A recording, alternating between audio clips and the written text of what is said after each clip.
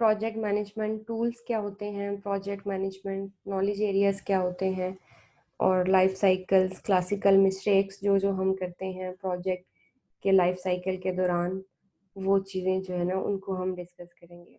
Monitoring, controlling, statement of work क्या होता है, प्रोजेक्ट क्लोजिंग क्या होता है, ये कुछ टर्म्स हैं जिनके बारे में हमें पता होना चाहिए। मैनेजमेंट में, सॉफ्टवेयर प्रोजेक्ट मैनेजमेंट में इन टर्म्स के बारे में हमें पता होना चाहिए। अगर हम प्रोजेक्ट मैनेजमेंट टूल्स को देखें सॉफ्टवेयर के लिहाज से कि कौन कौन से सॉफ्टवेयर जो हैं वो हमारे पास अवेलेबल हैं जब हम प्रोजेक्ट की मैनेजमेंट करते हैं। देखिए ना, जैसे अभी आप उसमें हमारे पास कुछ लो एंड टूल्स होते हैं जिसमें हमारे पास ऐसे उन टूल्स को लो एंड टूल्स कहते हैं जिनमें हम बेसिक काम करते हैं, बेसिक फीचर्स, टास्क मैनेजमेंट या अपनी चार्टिंग वगैरह करते हैं।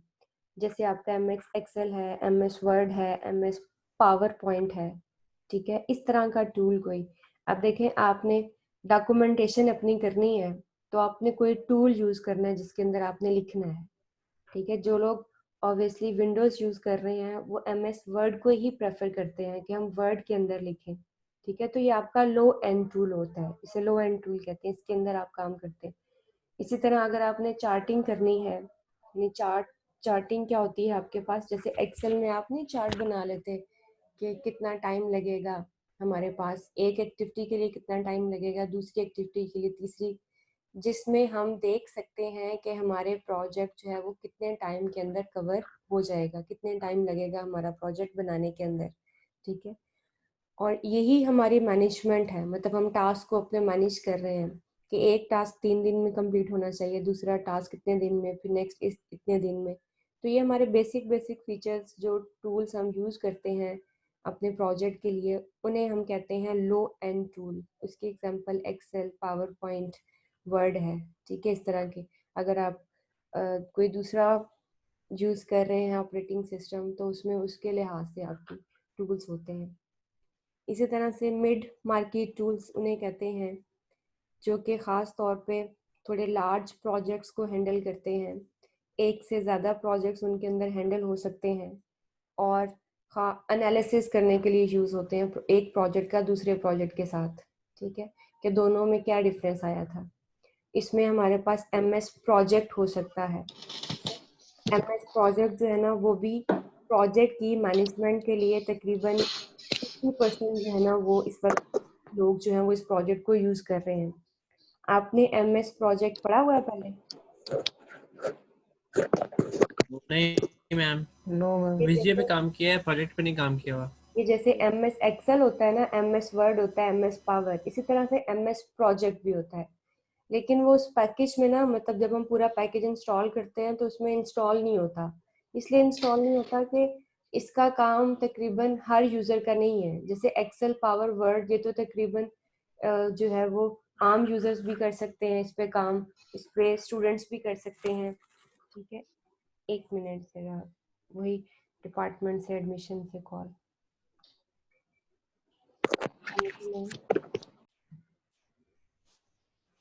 तो ये हमारे पास जो है ना वो मिड मार्केट, मतलब मिडल जो है वो प्रोजेक्ट हो सकते हैं, टूल्स हो सकते हैं, टूल्स। फिर हमारे पास हाई एंड होते हैं। ये ऐसे प्रोजेक्ट के लिए हम यूज़ करते हैं जो कॉम्प्लेक्स प्रोजेक्ट होते हैं, जिनके लिए स्पेशल टूल डिज़ाइन किए जाते हैं, ठीक है। स्पेशल टूल्स जैसे रियल टाइम प्रोजेक्ट्स हों कोई, तो उनको हैंडल करने के लिए फिर हम AMS रियल टाइम, हमारे पास एक है टूल, वो हम यूज़ करते हैं। इन टूल्स की एक्यूरेसी जो है वो ज़्यादा होनी चाहिए, क्योंकि रियल टाइम प्रोजेक्ट्स आपको पता है ना क्या होते हैं, ऐसे प्रोजेक्ट्स जिनके टाइम पे हम कंप्रोमाइज़ नहीं कर सकते, ठीक है। वो उनकी एक्यूरेसी बहुत ज़्यादा होनी चाहिए। देखिए ना, आप कोई प्रोजेक्ट बना रहे हैं, आप जो कि जिसने फॉर एग्जांपल इतने टाइम पीरियड में के बाद ब्लास्ट होना है, कोई आप इस किस्म के काम कर रहे हैं, वो अगर उस टाइम पीरियड से पहले ब्लास्ट हो जाए तो आपका नुकसान है ना। तो इसमें एक्यूरेसी ज़्यादा होनी चाहिए, ठीक है। तो रियल टाइम प्रोजेक्ट्स जो होते हैं उनमें एक्यूरेसी आपकी ज़्यादा होनी चाहिए। तो उसके लिए फिर हम ये आम टूल्स यूज़ नहीं करते, बल्कि अपने स्पेशल टूल्स डिज़ाइन करते हैं जो कि उन प्रोजेक्ट्स को चेक करते हैं, उन प्रोजेक्ट्स की डिटेल, उन प्रोजेक्ट्स की एक्यूरेसी मेजर करना, परफॉर्मेंस मेजर करना, वो फिर उन टूल्स से हम मेजर करते हैं। तो लो एंड टूल जो हम आम बेसिक यूज़ करते हैं डॉक्यूमेंटेशन बनाने के लिए, आम से प्रोजेक्ट्स की, ठीक है, आम प्रोजेक्ट्स के लिए। और अगर हमने कोई मिडल टाइप प्रोजेक्ट करना है तो उसके लिए हम एक ऐसा टूल यूज़ करते हैं जिसके अंदर मल्टीपल प्रोजेक्ट्स को कंपेयर कर सकें। वो एमएस प्रोजेक्ट है हमारे पास, ये भी प्रोजेक्ट्स को हैंडल करने के लिए यूज़ होता है। इसमें प्रोजेक्ट्स की डिटेल हम एंटर कर देते हैं, उसमें हमें ये पता चलता रहता है, पर्सन्स की डिटेल भी एंटर हो जाती है कि किस टाइम पे कितने पर्सन हमारे प्रोजेक्ट पे काम कर रहे हैं, कौन सा पर्सन हमारा फ्री है, एक टाइम पे कितनी एक्टिविटीज़ चल रही हैं, एक टाइम पे कौन सा ऐसा टाइम पीरियड है जिसमें कोई एक्टिविटी नहीं चल रही। तो ये सारी डिटेल्स जो है वो हम वहाँ से देख लेते हैं। ये टूल्स हम इसलिए यूज़ कर रहे हैं ताकि हमारा काम जो है वो आसान हो जाए। ये सारी चीज़ें अगर पेपर रिटर्न होंगी ना पेपर पे, तो इतनी ज़्यादा हम चीज़ें देख नहीं पाएंगे, ठीक है, हमें वो विजिबल नहीं होंगी चीज़ें जितनी ये टूल्स पे विजिबल हो जाती हैं। टूल्स पे हम जब डेटा एंटर कर देते हैं तो हमारे पास एक पूरा सिनेरियो आ जाता है, उससे हम फिर चीज़ें जो है हमारे पास जो है वो एंड रिजल्ट जो है, आउटपुट जो है वो एक क्लियर फॉर्म में आ जाती है जिसको समझना, जिसमें रीडेबिलिटी ज़्यादा होती है। तो इसलिए हम ये जो है ना सॉफ्टवेयर्स की मैनेजमेंट के लिए टूल्स यूज़ करते हैं, ठीक है। इन्हें कहते भी यही हैं प्रोजेक्ट मैनेजमेंट टूल्स, के प्रोजेक्ट की मैनेजमेंट के लिए हम टूल चूज़ करते हैं। इसमें हमें पता चलता रहता है कि हमारा कितने परसेंट काम हो गया है, कितने परसेंट काम हमारा रह गया है, हमारे कितने डेज हो गए हैं, हमारे कितने डेज रह गए हैं। हमने अगर 7 दिन में काम कंप्लीट करना था, हमने 6 में कर लिया है, तो उसका मतलब है कि हमने हमारा 1 दिन और जो है वो बच गया, वो हम कहीं और यूटिलाइज़ कर सकते हैं। तो ये सारी चीज़ें जो हैं वो इन टूल्स में ज़्यादा आसान हो जाती हैं, ठीक है। इसी तरह से पीएमआई का वर्ड जहाँ पे भी हम आप पढ़ेंगे वो प्रोजेक्ट मैनेजमेंट इंस्टीट्यूट्स हैं, ठीक है, institute. PMI stands for project management institute, and ये एक नॉन प्रॉफिट प्रोफेशनल मेंबरशिप है प्रोजेक्ट मैनेजर्स के लिए, प्रोग्राम मैनेजर्स के लिए। हर कंपनी जो है ना आपकी, उसके अंदर प्रोजेक्ट मैनेजर तो होता ही है, ठीक है। जैसे अब देखें एडमिशन चल रहे हैं, तो मैं एडमिशन इंचार्ज, मतलब मेरा काम क्या है, ओवरऑल एडमिशन्स की मैनेजमेंट करना। फिर मेरे नीचे फर्दर जो है वो 3 कन्वीनर्स, ठीक है, 1 मिनट, फिर कॉल। तो एक सारा टेम्पो खराब हो जाता है, समझ बंदा क्या बोल रहा था क्या नहीं। प्रोजेक्ट मैनेजमेंट तो मैं आपको बता रही थी कि हर ऑर्गेनाइजेशन में ना प्रोजेक्ट मैनेजर्स होते हैं जिनका काम मतलब उस तरह से डेवलपिंग करना नहीं होता, कोडिंग लिखना, कोडिंग करना। उनका काम होता है ओवरऑल चीज़ों को मैनेज करना, ठीक है। वैसे तो ये हमें लगता है कि ये बहुत आसान काम होगा, ओवरऑल मैनेजमेंट करना, कोडिंग करना हमें ज़्यादा मुश्किल लग रहा होगा इस स्टेज पे, जिस स्टेज पे भी आप हैं। लेकिन मैनेजमेंट बहुत ही मुश्किल टास्क है, क्योंकि कोडर ने कोई गलती की है ना तो वो मतलब खुद ही वही उसका जिम्मेदार है, और मतलब वो उसको सॉल्व कर लेगा।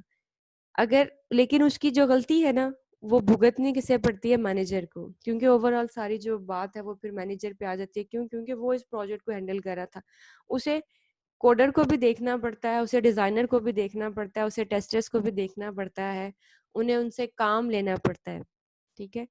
जैसे मैं आपको बता रही थी आजकल एडमिशन्स में, फिर मेरे नीचे फर्दर जो है वो एससी की टीम के मैनेजर हैं, सीएस की, आईटी की, इसी तरह फिर उनके टीम मेंबर्स हैं, वो उनसे काम लेते हैं, फिर ओवरऑल उनको मैं देखती हूँ। फिर इस तरह से जो है ना वो जैसे यूनिवर्सिटी के एडमिशन से डीलिंग मेरी होती है, फिर मैं अपने डिपार्टमेंट के साथ डील करती हूँ। इसी तरह से हर डिपार्टमेंट में एक एक एडमिशन मैनेजर है, फिर उसकी टीम है। तो इंस्टीट्यूट में भी ऐसे ही काम होता है, ठीक है, कि हर प्रोजेक्ट मैनेजर्स होते हैं जो प्रोजेक्ट्स को हैंडल करते हैं, उनकी टीम होती है जो कि फर्दर जो है वो काम करती है। वो फिर सारा एक हायरार्की बनी हुई होती है।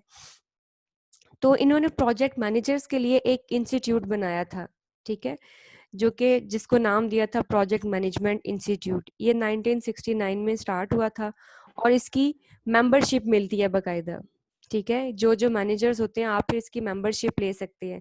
ये फिर आपको वहाँ पे ना प्रोजेक्ट मैनेजमेंट प्रोफेशनल डिग्री देते हैं, ठीक है, कि आपको एक डिग्री मिलती है, आपको रिकग्नाइज किया जाता है, ग्लोबली सर्टिफिकेट दिया जाता है, कि जो बेस्ट एम्प्लॉय होता है उसका अवार्ड दिया जाता है, एक किस्म का सर्टिफिकेट। ठीक है, तो ये रजिस्टर्ड होते हैं सारी दुनिया से लोग इस इंस्टीट्यूट में, और फिर हर साल उसमें जो है ना वो बेस्ट एम्प्लॉय का जो है वो सर्टिफिकेट किसी एक को दिया जाता है। मतलब वो अपनी ट्रेनिंग्स करवाते हैं अब पर्सनस को, जब आप इसके साथ रजिस्टर्ड होते हैं। जैसे आप कहते हैं ना मैंने माइक्रोसॉफ्ट की सर्टिफिकेशन ले ली, ठीक है, इसी तरह से जो प्रोजेक्ट मैनेजर्स होते हैं वो चाहते हैं कि हम प्रोजेक्ट मैनेजमेंट इंस्टीट्यूट के जो मेंबर हैं, मेंबरशिप उसकी लें, वहाँ से सीखें चीज़ें और फिर हम उनका सर्टिफिकेट लें। वो फिर ज़ाहिर सी बात है, क्योंकि ये इंटरनेशनली एक ऑर्गेनाइजेशन है, वो जहाँ पे भी अप्लाई करेंगे नेक्स्ट ऑर्गेनाइजेशन में, आपकी सीवी के अंदर ये एक सर्टिफिकेट होगा कि इन्होंने जो है वो ग्लोबली एक ट्रेनिंग ली हुई है मैनेजमेंट की, तो वो काफ़ी अच्छा, मतलब उसको जो है वो कंसीडर किया जाता है, उसकी एक वर्थ होती है अपनी। फिर प्रोजेक्ट मैनेजमेंट इंस्टीट्यूट जो है वो इन 9 नॉलेज एरियाज पे जो है वो काम करवाती है। ठीक है, प्रोजेक्ट इंटीग्रेशन मैनेजमेंट सिखाती है, scope management, time management, cost management, quality management, human resource management, communication management, risk management and procurement management. यानी जो ये इंस्टीट्यूट है वो इस अपने मेंबर्स को इन 4 जो है, इन ये जो नॉलेज एरियाज हैं इनके अंदर जो है वो काम करवाती है। अब ये knowledge area project integration management क्या होता है? इंटीग्रेट करना क्या होता है चीज़ों को? इकट्ठा करना। इकट्ठा करना, जोड़ना। ठीक है, जोड़ना। क्योंकि जो भी आपका प्रोजेक्ट होता है आप उसको ओवरऑल इकट्ठा तो नहीं बनाते, आप उसको मॉड्यूल्स में डिवाइड कर देते हैं, आप उसको छोटे छोटे हिस्सों में डिवाइड कर देते हैं। डिवाइड करने के बाद हर हिस्से को आप बनाते हैं। उसके बाद सबसे मेजर टास्क ये होता है कि जब इनको इंटीग्रेट किया जाता है ना, तो फिर बहुत सारे इश्यूज आते हैं, इंटीग्रेशन जो है वो थोड़ा डिफिकल्ट हो जाती है फिर। तो किस तरह से हमें उन मॉड्यूल्स पे काम करना चाहिए, उन मॉड्यूल्स को स्टार्ट करने से पहले हमें क्या क्या वर्किंग करनी चाहिए कि एट द एंड जब हम उन्हें इंटीग्रेट करें तो हमारे पास इश्यूज कम से कम आए। ठीक है, ये एक मैनेजमेंट बहुत इंपॉर्टेंट होती है, खास तौर पे सॉफ्टवेयर प्रोजेक्ट्स के अंदर। ठीक है, सॉफ्टवेयर प्रोजेक्ट्स के अंदर जो है वो ये मैनेजमेंट, देखे ना, एक बंदा ऊप पे काम करने लग गया है, ठीक है, एक मॉड्यूल में, दूसरा बंदा प्रोसीजरल पे काम कर रहा है, आप तो कभी उसको इंटीग्रेट कर ही नहीं सकते। ठीक है, आप उसको इंटीग्रेट नहीं कर सकते, ये बड़ा डिफिकल्ट हो जाता है फिर करना। ठीक है, और ये सिर्फ जो है ना मतलब कि इंटीग्रेशन सिर्फ सॉफ्टवेयर प्रोजेक्ट्स में नहीं होती, बाकी प्रोजेक्ट्स में भी होती है। आप देखें जब आप एक बिल्डिंग स्टार्ट करते हैं तो आप बिल्डिंग के मुख्तलिफ हिस्सों से स्टार्ट कर लेते हैं काम, एट द एंड वो पूरी बिल्डिंग ही बनती है, मतलब वो इंटीग्रेट हो जाती है चीज़ें। ठीक है, लेकिन सॉफ्टवेयर में इंटीग्रेशन जो है वो सबसे डिफिकल्ट काम होता है, कि आपको जो है वो ये ख्याल रखना होता है कि जो लाइब्रेरीज एक पर्सन यूज़ कर रहा है वही लाइब्रेरीज दूसरा पर्सन अगर यूज़ करेगा अपने प्रोग्राम में, तो किस तरह आपस में आपने उसको इंटीग्रेट करना है। एक अगर ऊप के काम कर रहा है और क्लासेस यूज़ कर रहा है तो दूसरे ने उन क्लासेस को का नाम कैसे रखना है। मतलब दो कोड हैं, दो कोड्स को एंड पे आपने आपस में मिलाना है, तो उनके पीछे कुछ ना कुछ तो सेम होना चाहिए ना, कोई लॉजिक उनकी सेम होनी चाहिए, कोई उनकी जो एंड लास्ट पे उनको जो है वो इंटीग्रेट कर सके इजीली, उसमें इश्यूज ना आए। देखिए ना, पहले बैंक का सिस्टम चल रहा था, फिर हमने उसके साथ एटीएम को जोड़ा, फिर हमने उसके साथ आई बैंक को जोड़ा, ठीक है, एप्स को जोड़ा। तो इनमें कुछ ना कुछ तो सिमिलरिटी होती है ना, कि हम एटीएम के थ्रू ट्रांजैक्शंस करें या हम यहाँ से ट्रांजैक्शंस करें, हमारा मतलब स्मूथली काम चल रहा होता है। ठीक है, इन्होंने इंटीग्रेट किया हुआ है इन सारे सिस्टम्स को, ये सारे डिफरेंट सिस्टम है, इनका वेब पे भी सिस्टम है, इनका एंड्रॉयड पे सिस्टम है, इनका एटीएम के थ्रू भी सिस्टम है। तो ये तीन सिस्टम आपस में किसी तरह से इंटीग्रेट तो है कि काम स्मूथली चल रहा है बिल्कुल। तो इसी तरह से प्रोजेक्ट्स के अंदर, सॉफ्टवेयर्स के अंदर इंटीग्रेशन मैनेजमेंट बहुत ज़रूरी होती है। स्कोप मैनेजमेंट आपको पता है क्या होती है? स्कोप मैंने पहले भी आपको डिफाइन किया है कि स्कोप होता है कि प्रोजेक्ट आप जिसके लिए बना रहे हैं आपके टारगेट ऑडियंस कौन से होने चाहिए। ठीक है, उसको आप कैसे मैनेज कर सकते हैं कि अगर आप बिजनेस पर्पज के लिए बना रहे हैं, आप रियल टाइम प्रोजेक्ट्स के लिए बना रहे हैं, आप स्टूडेंट्स के लिए बना रहे हैं, आप यूनिवर्सिटीज़ के लिए बना रहे हैं, तो आपने अपने प्रोजेक्ट के अंदर स्कोप को कैसे मैनेज करना है, इसकी ट्रेनिंग दी जाती है पीएमआई में एम्प्लॉयज़ को। इस तरह से टाइम मैनेजमेंट कैसे कैसे की जा सकती है, क्योंकि ये बहुत टाइम मैनेजमेंट भी एक बहुत बड़ा फीचर है कि आप टाइम को कैसे मैनेज करेंगे।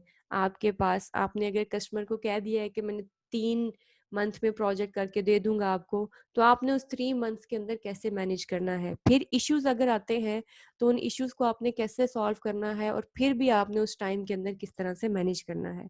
कॉस्ट मैनेजमेंट बहुत इंपॉर्टेंट होती है, क्योंकि अगर आपका प्रोजेक्ट जो है वो ओवर कॉस्ट हो रहा है, ज़्यादा जो है ना वो कॉस्ट ले रहा है, तो फिर आप उसे किस तरह से हैंडल करेंगे, कैसे विद इन कॉस्ट रह के आप अपने प्रोजेक्ट को बनाएंगे। क्योंकि अगर आपका प्रोजेक्ट आपके जो कॉस्ट आपने पहले मेंशन किया उससे ज़्यादा ले रहा है, तो इसका मतलब है वो नुकसान दे रहा है ना आपको उस प्रोजेक्ट को करने का कोई फ़ायदा ही नहीं है। इसी तरह क्वालिटी मैनेजमेंट कैसे की जाती है, एक प्रोजेक्ट जो आप बना रहे हैं उसके अंदर क्वालिटी को कैसे इम्प्रूव किया जाए। क्वालिटी का मतलब यही है कि प्रोजेक्ट जो है वो सिक्योर होना चाहिए, रिलायबल होना चाहिए, कस्टमर की इंफॉर्मेशन लीक नहीं होनी चाहिए उस प्रोजेक्ट के अंदर से, उसका रिस्पॉन्स टाइम अच्छा होना चाहिए, ये सारी उसकी क्वालिटी हैं। ह्यूमन रिसोर्सेज मैनेजमेंट, क्योंकि देखिए ना, आप एक प्रोजेक्ट के अंदर जब काम कर रहे होते हैं तो आपकी पूरी टीम होती है, उस टीम के इश्यूज आते हैं। जैसे मैं अब एडमिशन कर रही हूँ ना, यकीन करें इतने इश्यूज आते हैं ना पर्सन्स के। एक बंदे ने गलत चालान फॉर्म इशू कर दिया कल, और वो उस बात पे मतलब एग्री नहीं हुआ कि मैंने जी गलत चालान फॉर्म इशू किया, हालांकि उसके सिग्नेचर भी मैच कर रहे थे। तो कल 6 साढ़े 6 बजे तक हमारी मतलब वो एक गलत चालान फॉर्म इशू होने की वजह से भाग दौड़ लगी रही कि वो पर्सन भी। तो ये ह्यूमन रिसोर्स मैनेजमेंट बड़ी ज़रूरी है कि ह्यूमंस के आपस में जो है वो जो काम कर रहे हैं तो क्लैशेस चलते रहते हैं, तो उसको आपको किस तरह से मैनेज करना चाहिए। कम्युनिकेशन मैनेजमेंट, कम्युनिकेशन गैप नहीं होना चाहिए, ठीक है, क्योंकि आपकी हायरार्की बनी हुई है ना। अब जब मेरिट लिस्ट लग गई है तो ग्रुप पे मैसेज आया है यूनिवर्सिटी वाले, अगर मैं वो अपने एम्प्लॉयज़ को मतलब जो मेरे नीचे ग्रुप है उसको फॉरवर्ड नहीं करूँगी तो उन्हें पता नहीं चलेगा जी मेरिट लिस्ट लग गई है, ठीक है, वो तो मेरे ऊपर डिपेंड कर रहे हैं। तो कम्युनिकेशन मैनेजमेंट बहुत ज़रूरी है आपकी। सर साथ मुझे कोई बात कहते हैं तो मुझे आगे जो है ना वो अपने नीचे जो मैनेजर्स हैं उनको बतानी चाहिए, उन्हें चाहिए कि अपने टीम मेंबर्स को कन्वे करें। तो ये कम्युनिकेशन मैनेजमेंट भी बहुत ज़रूरी है आपके, जब आप इकट्ठे एक इंस्टीट्यूट में काम कर रहे होते हैं या एक प्रोजेक्ट के ऊपर वर्क कर रहे होते हैं। इसी तरह से रिस्क मैनेजमेंट। रिस्क वैसे क्या होता है, रिस्क आपने पढ़ा होगा सॉफ्टवेयर इंजीनियरिंग में बहुत ज़्यादा, पूरा चैप्टर है सॉफ्टवेयर इंजीनियरिंग में रिस्क का। यस मैम, अनसर्टेनिटी होती है कि आप ये चीज़ करें या ना करें।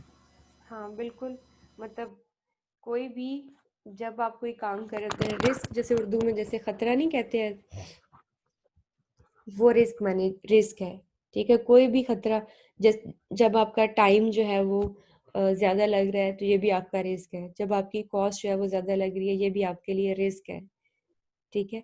कोई पर्सन आपका जो है वो छोड़ के चला गया है जॉब, जो कि आपका प्रोजेक्ट का एक मेंबर था, एक्टिव मेंबर था, ये भी आपके लिए एक रिस्क है, ठीक है। उस तरह से रिस्क की बहुत ज़्यादा टाइप्स हो सकती हैं।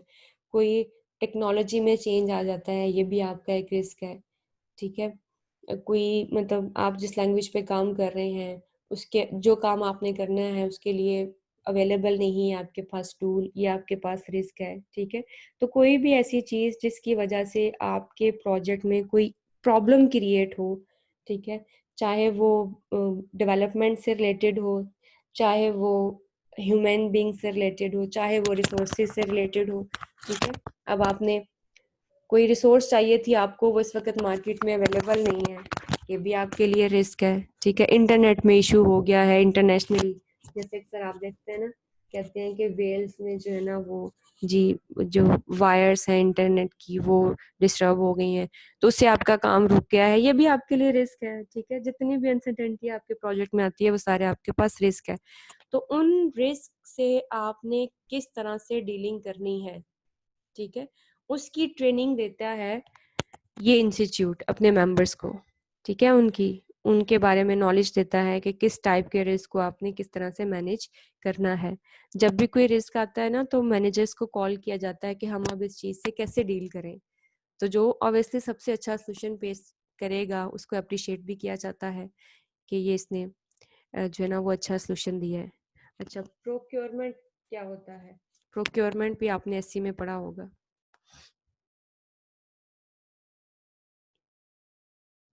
पढ़ा मैम है? कोई चीज़ ऑब्टेन करना, क्या करना? कोई चीज़ ऑब्टेन करना।